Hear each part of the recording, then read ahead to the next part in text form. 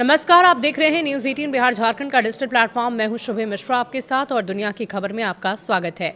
PM Modi 9 साल के बाद एक बार फिर इजरायल के दौरे पर रवाना हुए हैं। इजरायल के लिए रवाना होने से पहले पीएम मोदी ने कहा कि वो प्रधानमंत्री नेतन्याहू के साथ अपनी बातचीत का इंतजार कर रहे हैं, जिसका मकसद आपसी संबंधों और सहयोग को मजबूत करना है। इजरायली संसद को संबोधित करने के मौके को लेकर पीएम मोदी ने कहा कि ये दोनों देशों को मजबूत लोकतांत्रिक संबंधों को सम्मान देने जैसा होगा। इजरायल के प्रधानमंत्री बेंजामिन नेतन्याहू के बुलावे पर पीएम मोदी 2 दिन 25 और 26 फरवरी के लिए इजरायल का राजकीय दौरा कर रहे हैं।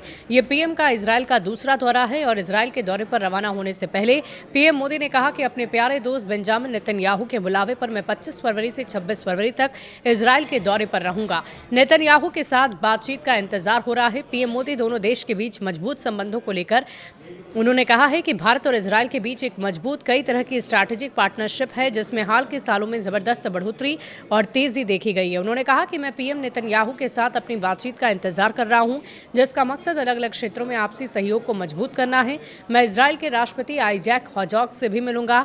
इजरायली संसद में भाषण देने वाले भारतीय पीएम बनने के गौरव पर पीएम मोदी ने कहा कि मुझे नेसेट इजरायल संसद को संबोधित करने वाला पहला भारतीय पीएम बनने का सम्मान मिलेगा और ये अवसर दोनों देशों को जोड़ने वाले मजबूत लोकतांत्रिक संबंधों का सम्मान देने जैसा है। उन्होंने कहा कि मैं उन भारतीय समुदाय के लोगों से बातचीत करने का इंतजार कर रहा हूं जो लंबे वक्त से भारत और इजरायल दोस्ती को बढ़ावा देते हैं।